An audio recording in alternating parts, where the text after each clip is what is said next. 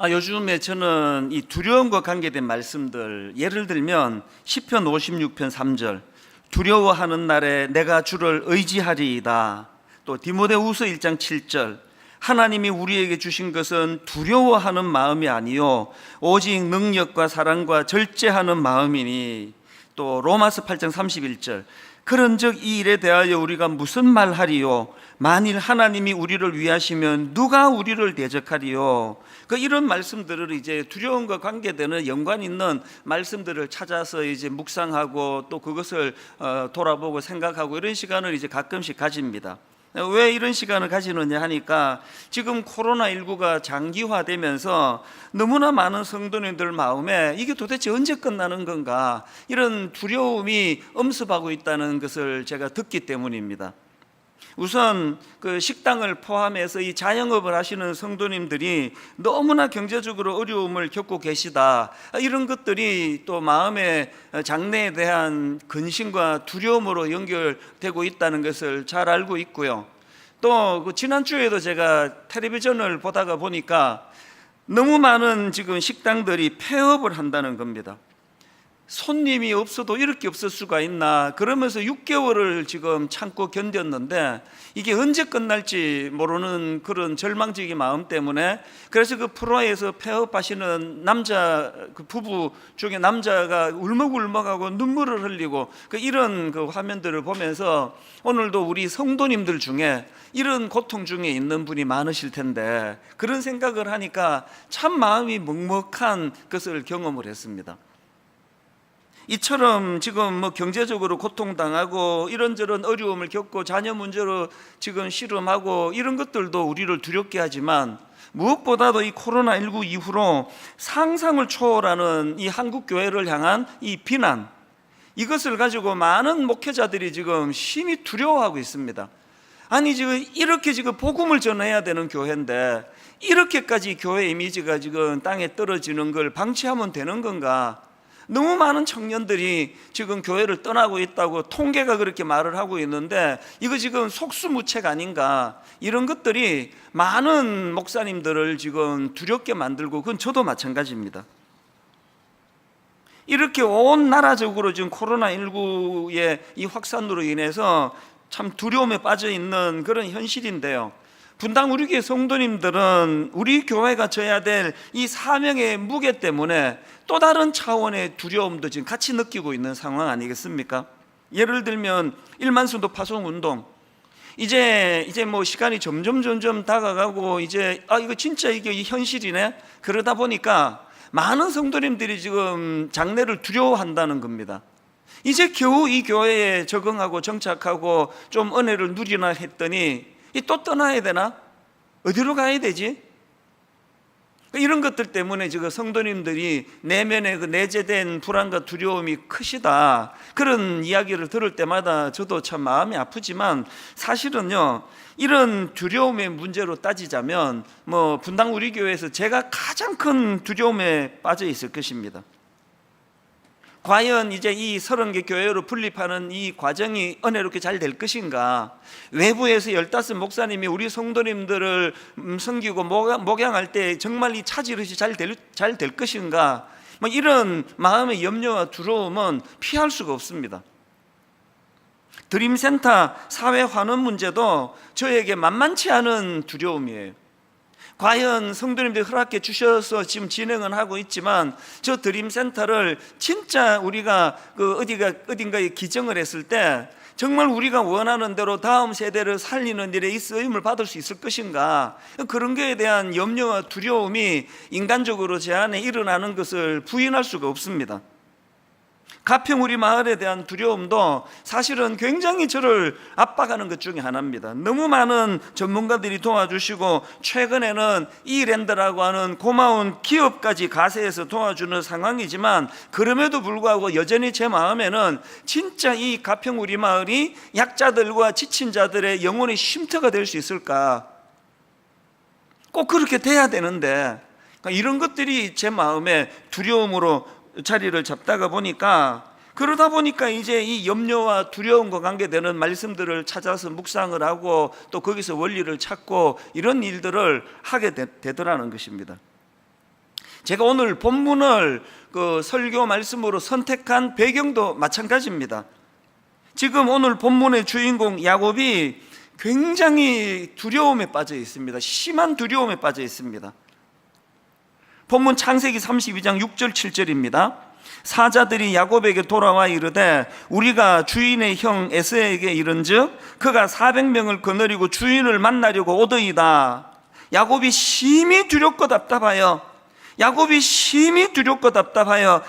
자기와 함께한 동행자와 양과 소와 낙타를 두 떼로 나누고, 여러분 이 말씀의 배경을 다 아시지 않습니까? 야곱은 지금 형 에서가 자기가 20년 전에 저질렀던 실수, 형 에서의 장자권을 빼앗으려다가 그것이 그 부작용이 생겨가지고 형이 자기를 죽이려고 하는, 그래서 이제 창세기 27장 41절이 바로 그 내용인데요.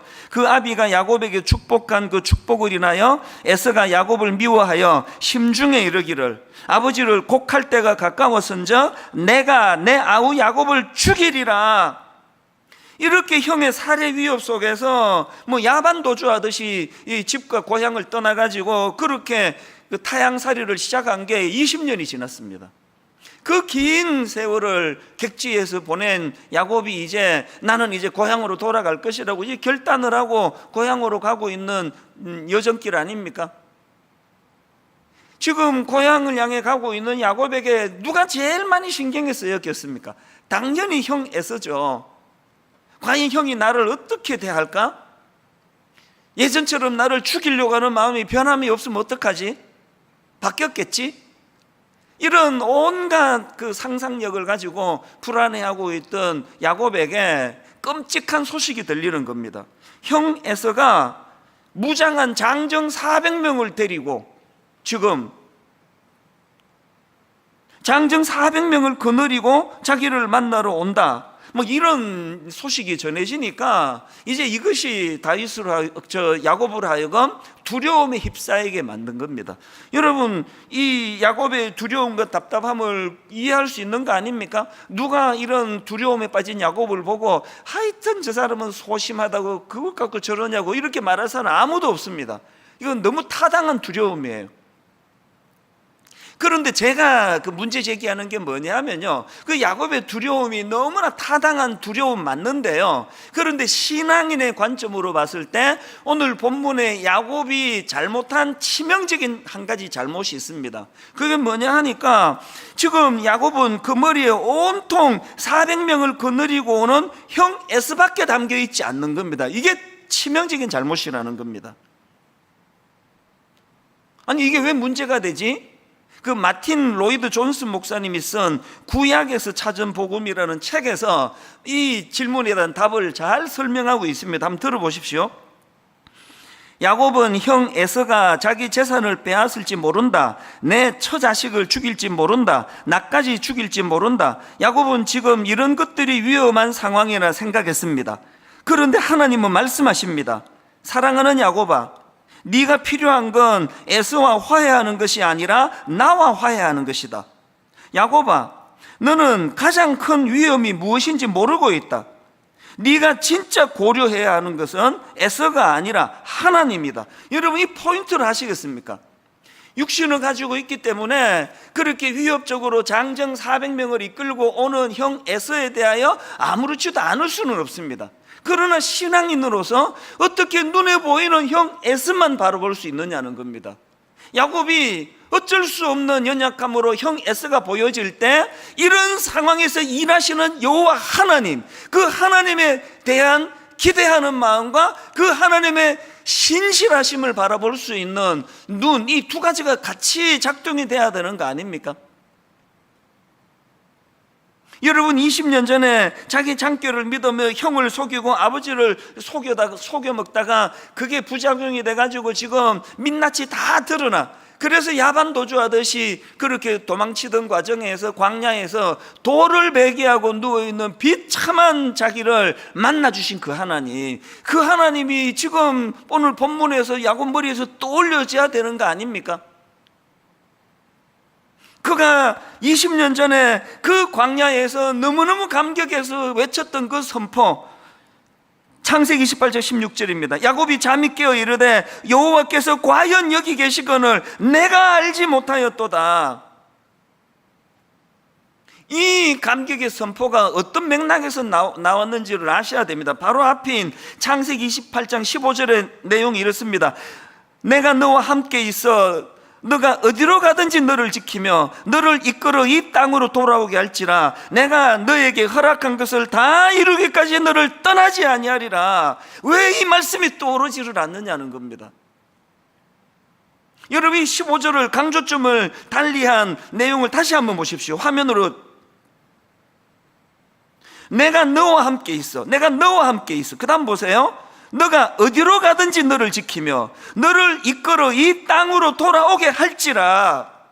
지금 장정 400명을 이끌고 위협적으로 자기에게 다가오는 형 에서를 볼 때 어떤 신앙의 모습이 같이 작동이 돼야 되는 겁니까? 비록 형이 위협적으로 내게 다가온다 할지라도 나는 괜찮다. 왜? 하나님께서 나를 다시 돌아오게 해주신다고, 나와 함께 하신다고, 보호해 주신다고 약속해 주시지 않느냐는 이 믿음이 작동이 되지 않느냐는 겁니다. 그러니까 지금 야곱은 이 일하시는 하나님, 일하셨던 하나님, 약속을 주신 하나님, 함께 하시겠다 하신 그 하나님에 대한 것은 경직이 돼가지고 다 지금 잊어버리고 눈에 보이는 위험만 자기를 두렵게 만드니까 점점 두려움이 강해지는 거 아닙니까?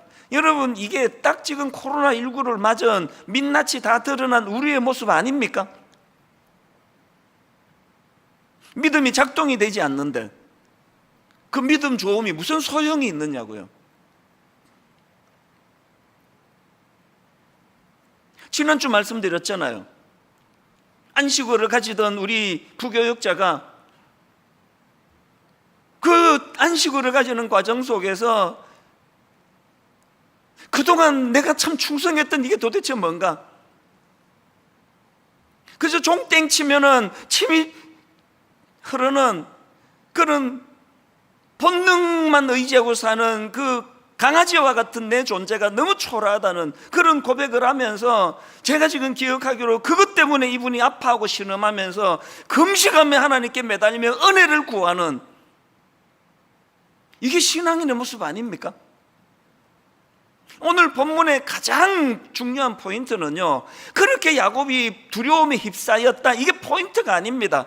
그런 두려움에 빠져 초라한 자리에 빠져 믿음이라고는 하나도 작동되지 않는, 하나님을 경험하지 못한 불신자들하고 조금도 다를 바 없는 그런 초라한 모습에 빠져있는 야곱을 홀로 내버려 두지 아니하시는 하나님, 그를 만나주시는 하나님, 그 보잘것없는 야곱을 실험해서 져주시는 하나님, 그 하나님의 은혜가 다시 야곱을 회복시켜주고 복구시켜주는 거 아닙니까?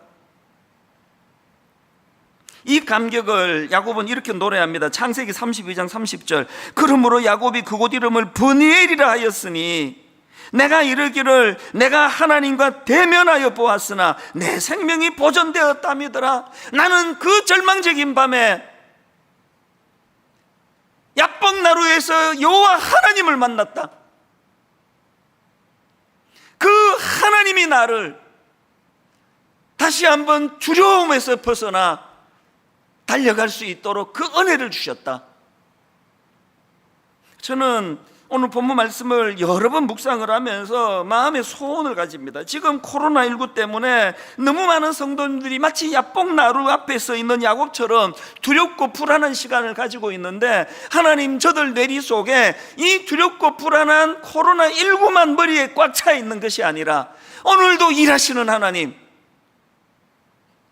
과거에 이것보다 더 어려웠을 때 어떤 은혜로 이것을 피할 수 있었던가를 떠올릴 수 있는 이 믿음이 작동되기를 원합니다.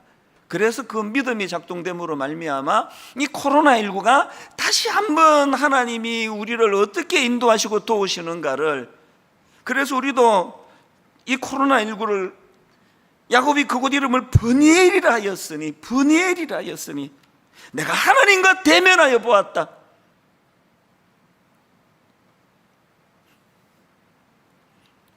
본문에서 야곱이 깨달은 게 뭘까 제가 상상을 해보니까요, 참 많은 회개가 있었을 것 같아요. 그 하나님의 임재를 경험하면서 참 내가 신앙인이라고 하면서 나는 늘 그 하나님이 보이지 않고 형 S만 보이는,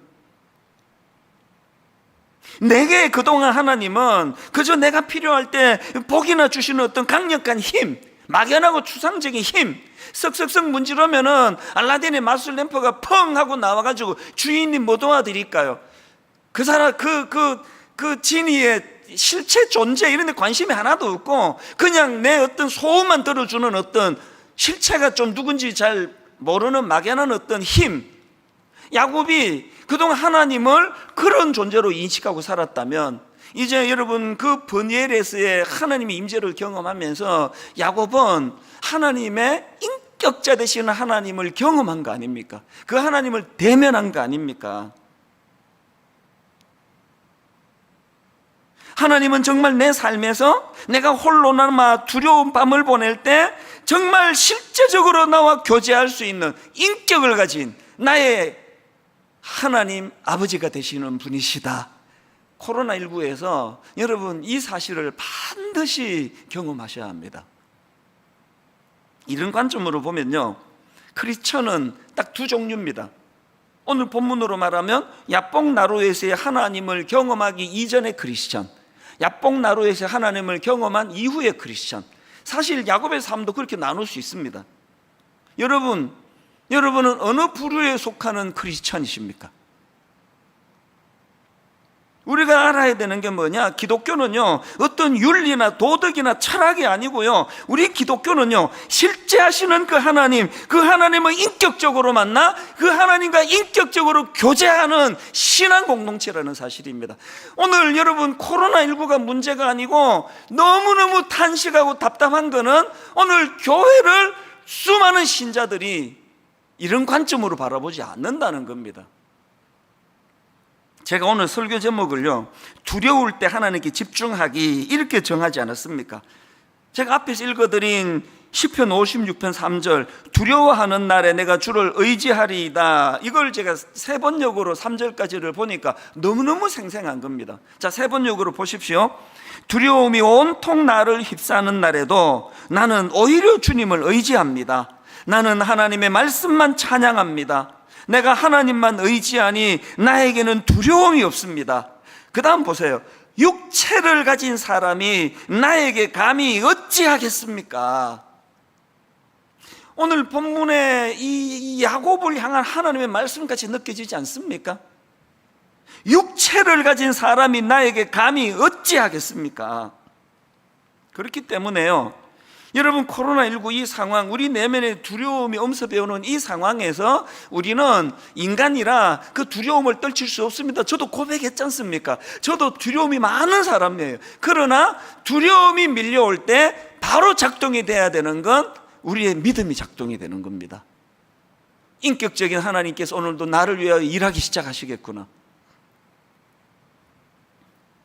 제가 초등학교 시절에는요, 교회의 어른들이 대화하는 게 이게 뭔가 무슨 뜻인가, 이게 알쏭달쏭하네, 이해가 안 되는 것들이 종종 있었습니다. 예를 들면은 이 두 집사님이 지금 대화를 하시는데요, 한 집사님이 이제 막 경제가 너무 어려워, 요즘으로 치면 막 아이고 이제 이 식당이 안 돼가지고 뭐 맨날 적자다, 이거 문 닫아야 되나 고민이다, 빚은 늘어간다, 막 이런 이야기를 토로하시면요, 그 얘기를 듣던 옆에 있는 집사님이 뜬금같이 이제 소나무 뿌리 하나 뽑을 때가 됐네, 그런 말씀을 하세요. 아니 지금 그 식당 적자하고 소나무 뿌리 뽑는 게 무슨 상관인지 초등학생이 내 머리로는 이해가 안 되는 거 아닙니까? 그런데 제가 사춘기가 되고 고등학생쯤 되고 하면서 이제 그 신앙의 언어를 알기 시작한 겁니다. 지금 무슨 문제를 만나 죽을 것 같이 힘들고 이제 막 이 식당을 폐업해야 되나 말아야 되나, 이 빚은 어떻게 갚나, 그런 아픔을 토로할 때 그 소나무 뿌리 하나 뽑아야 될 때가 됐네, 그 말은요 옛날 어른들 표현으로 하나님을 집중해서 찾을 때가 됐다, 하나님을 부르짖을 때가 됐다. 실제로 제가 듣기로 그런 어른들의 무용담들이 어릴 때 많이 들려졌습니다. 무슨 산에 있는 기도원에 가셔가지고 얼마나 절박하게 하나님을 부르짖었는지 그 소나무를 붙들고 기도를 밤새도록 했는데 아침에 보니까 그 소나무가 뽑혀 있더라, 뭐 이런 류의 이야기들을 저는 어릴 때 종종 들었습니다. 이 설교 듣고 그렇게 하지 마세요. 지금 환경 문제 때문에 그 소나무 건들면 안 됩니다. 요즘에는 제가 가보지 않았지만요, 청계산, 이 가까운 데 아닙니까? 청계산 기도원 가보면은 밤 한 9시, 10시 가면은 온 산 전체가 다 울부짖는 것 같아요.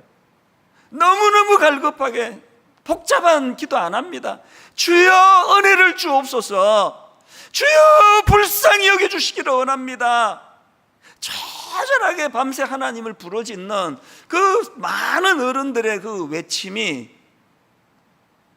코로나19로 인해 마치 야곱이 지금 자기 눈에 장정 400명을 이끌고 오는 형 에서만 보이는 그 상황에서 살아계신 하나님을 찾을 때가 됐고 부르짖을 때가 됐다는 걸 자각해야 된다는 것입니다. 제가 지난주에 하나님은 때로 우리를 부끄러운 민낯을 드러내게 하시는 분이다, 우리의 밑바닥을 다 드러내게 하시는 분이다, 그래서 이 거품 많은 것들 다 걷어내고 참 너무너무 초라한 자신을 들여다보게 하시는 분이다, 그런 말씀을 제가 전하지 않았습니까? 그리고 제가 부끄럽지만 다 오픈한 거 아닙니까? 제가 고백한 거 아닙니까? 신학교 1학년 때 가장 교만에 빠진 저만 잘났고 저만 의식 있고 다른 신학생들을 가소롭게 보고 그 대자보 붙은 거 보고 반찬 타령이 나는 이런 것들이 있냐고 욕이나 하고, 그 서점 책값 깎아주라는 대자보를 보면서 이게 정신이 있나, 그렇게 제가 비판하고 여기저기 말을 하고 다녔지만 하나님이 저희 민낯을 확 드러내시는 거 아닙니까? 니는 더하다. 그래서 여러분, 그 교회 젊은 서점 여직원에게 말로 다 할 수 없는 부끄러움, 혹시 여기 신학생 할인해 줍니까? 신학생이라고 왜 해줘야 되는데요? 그 한마디가 저에게 여러분 30년이 지난 지금까지 왜 머릿속에 각인이 되어 있을까요? 하나님은 저의 그 민낯을 다 드러내 보여주심으로 말미암아 그것이 저에게 얼마나 큰 영향을 미쳤는지요, 저는 그 부끄러운 기억이 떠오를 때마다 수백 번 수천 번 다짐했습니다. 공짜 바라는 목사가 되지 말자, 목사라고 특권의식을 갖지 말자, 어떤 경우라도 성도들에게 바라지 말자. 그래가지고 저는 식당 같은데 가서 그 설렁탕 먹고 있는데 성도님이 들어오면 아싸 오늘 또 공짜로 먹겠구나, 이런 생각을 하게 될까 봐 두려운 사람이에요. 그래서 저는 사실 안 그런 경우도 많았지만 꽤 많은 경우 식당에서 우리 성도들을 만나면 제가 가서 계산을 해드린 경우가 많습니다. 이게 모여서 예배를 드려야 확인이 되는데, 우리 집에서라도 손들어 보세요. 저한테 밥 얻어 먹어본 사람. 이게 다 신학교 1학년 때 내 민낯을 드러내신 하나님 때문에 제가 자각하게 된 거거든요. 이게 민낯을 드러내는 부끄러움을 깨닫게 되는 것의 유익이에요. 그러나 여러분, 제가 신학교 1학년 때 그런 그 성도들에게 서점에서 부끄러움을 당했던, 밑바닥이 드러나는 수치를 경험했던 이것이 단순히 내가 자각하는 효과가 있는 걸로 끝나지 않고, 더 중요한 건 철저하게 이 초라한 내 실체가 다 드러남으로 말미암아 내가 목회할 수 있는 게 아니구나, 철저하게 하나님을 의지해야 되는구나, 하나님 은혜 아니고는 나는 부끄러움에 빠질 수 없게 되는 거구나, 이게 신학교 1학년 그 서점에서 제가 경험했던 부끄러운 민낯이 제게 주는 너무너무 소중한 유익입니다. 그래서 지금도요, 누가 뭐라고 칭찬을 하든지 간에 여전히 저는 신학교 1학년 서점 앞에 서 있는, 참 부끄럽고 남은 비판을 잘하면서 자기는 잘 따라가지 않고 이런 부끄러운 나라는 존재를 계속 의지하다가 보니 하나님 불쌍히 여겨주시기 원합니다. 아버지 하나님 은혜가 아니면 제가 언제 하나님 이렇게 온 천하에 나의 부끄러움이 드러날지 모르는 초라한 인생입니다. 그렇게 하나님을 의지하는 거라는 겁니다. 오늘 여러분, 코로나19로 참 우리 신앙의 밑바닥이 다 드러났다면, 민낯이 드러났다면 낙심하지 마시고요, 이제 하나님을 더 찾을 때예요. 더 의지할 때입니다. 하나님, 그 야뽕 나루 앞에서 있는 야곱과 같은 초라한 존재지만 자격 없는 우리를 만나주시는 하나님 은혜를 오늘도 사모합니다. 그 옛날 어른들이 자주 부르시던 그 찬양 중에요, 주 안에 있는 나에게 딴 근심이 있으랴 십자가 밑에 나가 내 짐을 풀었네. 여러분, 저 찬양을 제가 가만히 분석해 보니까 이게 다 같은 얘기예요. 장정 400명 이끌고 위협하는 형 에스를 볼 때 거기에만 몰두하지 말고 그 근심을 어떻게 하라고요? 하나님을 집중하는 대로 써라. 주 안에 있는 너에게 어떤 근심이 찾아오면은 근심에 쌓이지 말고 그거 십자가 앞에 나가서 풀어놓아라. 다 같은 원리 아닙니까? 그랬더니 2절 가사는 내 평생에 잊혀지지 않는 은혜의 가사입니다. 그 두려움이 변하여 내 기도되었고, 그 두려움이 변하여 내 기도되었고, 전날의 한숨 변하여 내 노래되었네. 여러분, 내 힘으로는 400명 몰고 오는 형 에스의 두려움으로부터 벗어날 수 없지만 그 두려움을 하나님 바라보는 것으로 활용을 하게 된다면 우리 하나님은 우리의 두려움을 기도로 바꾸어 주시고 전날의 한숨을 너무나 기쁜 노래로 바꾸어 주시는 분이심을 믿으시기를 바랍니다. 이 사실을 마음에 담고요, 이제 좀 더 구체적으로 중요한 두 가지 포인트를 말씀을 드리고 이제 말씀을 좀 정리를 하려고 하는데요. 자, 두 가지 포인트가 뭐냐? 이렇게 두려울 때 하나님께 집중하는 그런 크리스천이 되기 위해서는 두 가지를 기억하셔야 되면, 첫째가 뭐냐? 하나님과의 관계 맺음은 철저한 개인적인 문제라는 것을 자각해야 한다는 겁니다. 이게 무슨 말인가 하면은요, 자, 본문 창세기 32장 22절부터 24절 다시 한번 보십시오. 밤에 일어나 두 아내와 두 여종과 11 아들을 인도하여 야복 나루를 건널세 그들을 인도하여 시내를 건너가게 하며 그의 소유도 건너가게 하고, 그 다음에 야곱은 홀로 남았더니, 저는 지난 한 주 동안에 이 한마디 야곱은 홀로 남았더니 너무나 많은 메시지가 담겨 있는 겁니다. 야곱은 홀로 남았더니, 여러분, 그동안 야곱은요, 자기가 모은 재산, 자기의 수많은 가족들, 자기가 가진 남자종, 여자종, 이런 것들을 자신과 동일시한 거예요. 그래서 이제 이런 것들을 잃는 것이 자기 인생을 잃는 것이라 생각하고 살았던 거 아닙니까? 그래서 두려움이 많았던 거 아닙니까? 이렇게 여러분, 자기가 가진 것에 대하여 집착이 많아질수록 두려움이 많아진다는 거 다 아시잖아요. 그래서 여러분, 하나님께서는요, 야곱이 자기가 가진 소유물에 대하여 이렇게 집착하니까 하나님은 그것을 분리시켜 버리는 거예요. 이게 은혜라는 겁니다. 일만수도 파수 운동을 지난 8년 동안 내내 마음으로 되뇌이면서 하나님께 드렸던 또 드렸던 또 드렸던 기도는 집착하지 않게 해주시기 원합니다. 하나님 교회의 사이즈에 집착하지 않기 원합니다. 성도 숫자가 주는 것을 가지고 뭔가 내가 이런 것처럼 생각하는 어리석은 자리에 빠지지 않기를 원합니다. 다시 말씀드립니다. 야곱이 자기가 가진 소유에 집착하니까 하나님은 그것들과 야곱을 떼놓으시는 거예요. 이게 야곱은 홀로 남았더니. 그리고 저는 지난 주간에 야곱은 홀로 남았더니를 묵상을 하면서 한국 교회가 회개하면서 정말 정신 차려야 되는 포인트 하나를 발견을 했습니다. 여러분, 지금 우리 시대의 가장 큰 문제점 중에 하나가 그룹화라, 그룹화. 저는 그 유튜브도 좀 안 그랬으면 좋겠습니다. 알고리즘이라 그러나요? 관심도 없는데 뭐 비슷한 하나 클릭을 하면은 그 다음부터는 막 이거와 연관되는 비슷한 것들이 막 계속 떠요. 그게 저는 하나도 편하지 않습니다.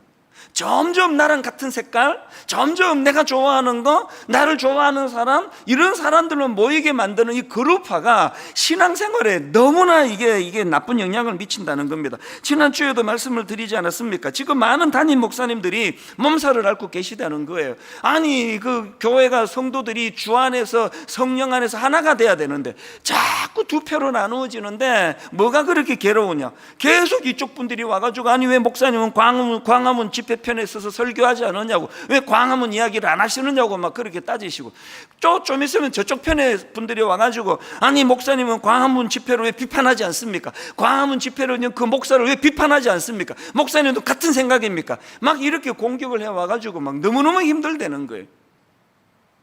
여러분, 저는요 그 성도님들이 이해가 돼요. 그렇게 자기 담임 목사님을 사랑하시니까요, 그걸 왜 자꾸 확인합니까? 우리 목사님도 나랑 똑같은 생각을 갖기를 원하는 거 아닙니까? 그거 본능 아닙니까? 우리 담임 목사님도 나와 같은 편이겠지? 그 마음이 인간적으로는 너무나 이해가 되는데요, 그러나 여러분 꼭 기억하셔야 됩니다. 신앙은 단체가 아니에요. 신앙은 그룹이 아니에요. 교회 공동체를 통해 하나님 우리를 불러주셨지만, 그러나 궁극적으로 하나님 앞에는 단체로 서는 거 아닙니다. 단독자로 서는 거예요. 야곱이 홀로 남았거든. 그래서 우리는 자꾸 물어야 됩니다. 나는 하나님 앞에서 단독자로 서 있는가? 나는 하나님 앞에서 단독자로 하나님과의 친밀감이 이루어지고 있는가?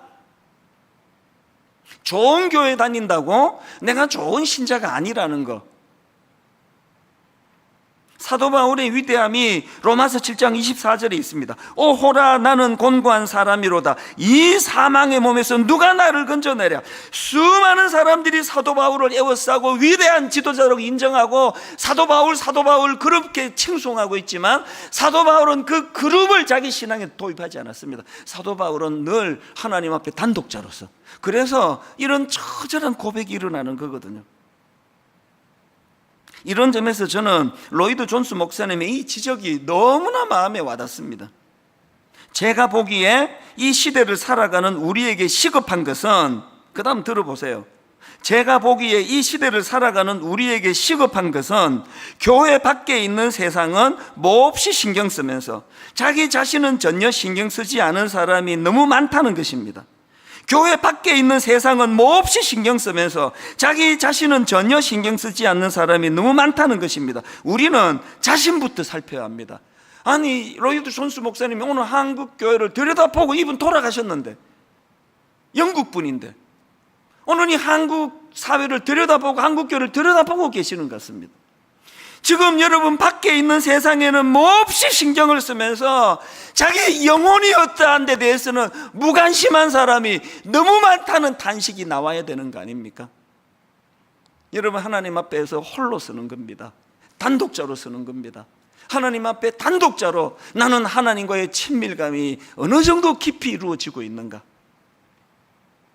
이게 야곱은 홀로 남았더니, 그런가 하면 두 번째로 우리가 두려울 때 하나님께 집중하기 위해서는요, 이 하나님의 인도하심에 대한 신뢰를 가져야 된다는 겁니다. 제가 조금 전에 야곱은 홀로 남았더니 이 표현을 주목한다 그랬는데요, 더 중요한 건 그 다음에 나오는 내용입니다. 자, 창세기 32장 24절을 보십시오. 야곱은 홀로 남았더니, 그 다음에 어떤 사람이 날이 새도록 야곱과 씨름하다가, 세 번역으로 보니까 더 와닿는 문장이 있었는데요, 보십시오. 뒤에 홀로 남았는데 어떤 이가 나타나.